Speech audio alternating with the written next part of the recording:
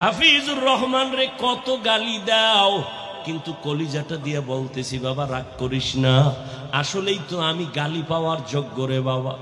আমি যদি গালি পাওয়ার যোগ্য না হইতাম আমার তো গালি দিতি না। আমি আসলেই তো একটা অযোগ্য বান্দা। এই চেয়ারে বসার মতো আল্লাহর কসম আমার মধ্যে কোনো ইলমের গন্ধ নাই, আমলের কোনো গন্ধ নাই।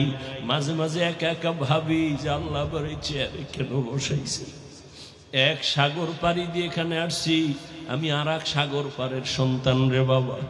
এই মানুষগুলো কেন আসছে তাও আমি বুঝি না, অথচ আমার কথায় কোনো কিছুই নাই, আমার ইলম নাই, আমল নাই, কেন আসছে তাও জানি না। আল্লাহর কাছে এখন শুধু একটাই দোয়া করি, মালিক তুমি আমার সম্মানের জায়গায় বসাইছো, গুনার কারণে ফালাইয়া দিও না রে আল্লাহ। সম্মানের জায়গায় বসাইছো রে মালিক, গুনাহের কারণে তুমি ফালাইয়া দিও না। ও কলিজার যুবক, পায়ে হাত রাইখে বলি, কলিজা দিয়া মোহাব্বত করি রে বাবা। আমি এখানে একটা যুবকেরও হুজুর বানাবার জন্য আসি নাই, ভয় নাই। আমি তোমাকে একবারও বলবো না তুমি স্কুল ছাইরা কলেজ বাদ দিয়া মাদ্রাসায় যাও, দাড়ি লম্বা করে তসবিহ হাতে নাও, পাগড়ি লাগাও, একবারও বলবো না। বরং আমি তোমার পক্ষে কিছু কলিজা দিয়া দোয়া কইরা যাব। আমি শুরুতেও বলছি, আবারও বলি, আমার দোয়া কবুলের খোদার কসম গ্যারান্টি নেই, তবে এই মাঠে বহু আল্লাহর বান্দা আছে আমিন খালি ফেরত যাবে না।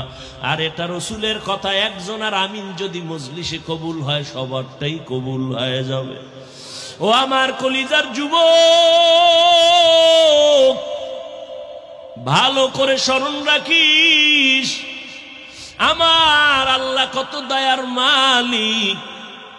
ও আল্লাহর গোলাম, ওই আল্লাহর বান্দি জীবন ভর গুনাহ করিয়া ওড়না মাথায় নিয়ে চলে।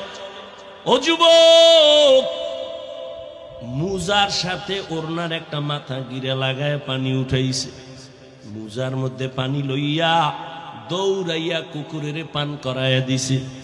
নবীজি সাহাবাদের সামনে এই ঘটনা বয়ান করতেছেন।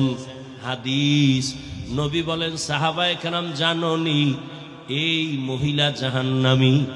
ওড়নার ওই মুজার সাথে বেঁধে পানি উঠায় কুকুরের যখন পান করাইল, কুকুরটা প্রাণ ঠান্ডা হয়ে আস্তে ঘুমায়া গেছে।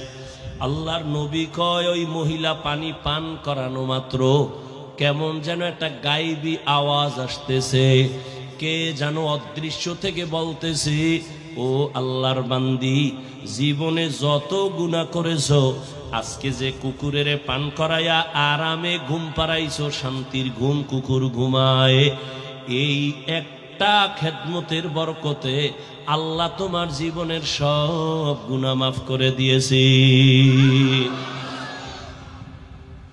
আমল আমার মাওলার কাছে নিয়ে দাঁড়াইও, আমল আমার আল্লাহর কাছে আমল নিয়ে দাঁড়াও রে যুবক। আজকে আমিও তো তোমার মতো একটা যুবক সন্তান, প্যান্ট শার্ট টাই লাগায় যদি দাড়ি কেটে রাস্তায় ঘুরতাম, কেউ আমারে বাধা দিত না রে বাবা। এই টুপির কারণে মাথা গরম, দাড়ির কারণে যৌবনের ভাব চলে যায়, জামার কারণে শরীর গরম, সব বুঝি, তারপরও কেন ফালাই না। কত মানুষ কত বাজে কথা বলে গালি দেয়, জানি শুনি, তারপরও কেন এই রাস্তা ছাড়ি না, নামাজ ছাড়ি না। ও যুবক, তোমার মতো যুবক তাকায় দেখো, জীবনে মাদ্রাসায় পড়ে নাই, স্কুলে পড়ে, জেনারেল লাইনে তাইকা নামাজ ছাড়ে না, সত্য কথা স্বীকার করো, আছে না নাই?